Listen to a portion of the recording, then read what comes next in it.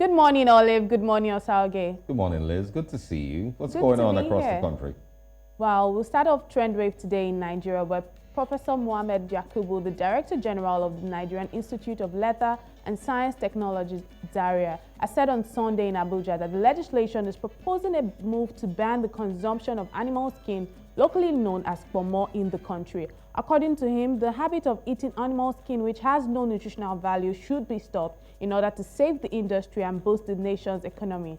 However, this has unsettled traders and consumers of the product, and they have vowed to resist any move to outlaw their cherished delicacy. Apart from what is considered as its appealing taste, Ponmo is also favored by many Nigerians trying to cut down on the consumption of red meat on health grounds. So the idea to remove Ponmo from the Nigerian menu has not gone down well with many, especially Lagosians, who regard this decision as drastic and unnecessary and the measure that is against their interest and want it to be dropped pronto.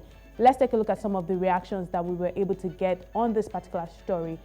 That comment is from Maro. Maro said, if there is more money to be made in leather, people won't be able to afford Ponmo. Who stop you from buying raw materials for tanneries? If you can't compete, then leave the business. The least government can do is to subsidize the industry, giving strong reasons to do so. Let's take a look at more reactions on this particular story. That one is from Ghost. Ghost says, there is no single reason for subsidizing it, none. Is leather a necessity? Why would they? Whoa, I'm tired of this country and their misplaced priorities, Jared. We'll take a look at more reactions on this story. That one is from Ola Abimbola. Abimbola says, a very wrong move. Ponmo is one of the cheapest sources of protein. It contains collagen, an important protein for healthy skin and denser bones. Wow, that's nutritional value there. That one is from Mu Awal. Mu Awal goes on to comment and says that let them tackle the issue of affordability first, and so many houses depend on Ponmo.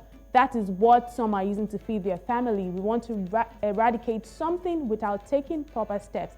Those are just a little bit of the comments that we can take on this particular story, but we'll move away from that story and still within Nigeria, where a post by Nigerian social media blogger Tunde Ednut has been a subject of controversy only hours after he shared a post on his social media page about the challenges he has encountered by hugging women wearing heavy makeup on their faces. Now, that is the post by Tunde Ednut. Tunde Ednut went on to say in this post that he addressed the fact that all his shirts are no longer, his shirts no longer get washed off makeup stains because whenever he gets to hug ladies wearing makeup, he gets to get stained by the foundation. And he went on to say, I always stand far apart when trying to hug women. Now it's called church hug. That particular post by Tunde Ednut got people talking a lot on social media because people are saying, wow, do you really need to hug them? Why don't you give them handshakes? There are so many options there. That comment is from Fioke. Fioke says, for just small, nice to see you. My cap and my shirt color don't change. We'll take a look at more reactions on this story. That one is from Ife's Kitchen. Ife says, guys, choose one. Full front hug and get your shirt stained, or side or church hug. Which one do you want? We'll take a look at more reactions on this story. That one is from Olajumoke. Olajumoke says, I want to clay soil. And that one is from Posh by Phoebe. Phoebe says, and how? Ow! And then they cause trouble for you at home too, because when you hug them with your makeup and then you go to your house, your wife starts asking you questions like, oh, why do you have foundation stains on your clothing? And that comment is from X-Light Official. X-Light Official says, next time just wave or make we shake hands. Those are some of the funny, quirky stories that we've come across on social media since yesterday till today, and it's really getting so much traction. But I want to ask you a question, Osaoge. Do you share the same sentiment as Tunde Ednut? Yes, I do. And it's crazy because I still have one suit at home that has some makeup stain somewhere.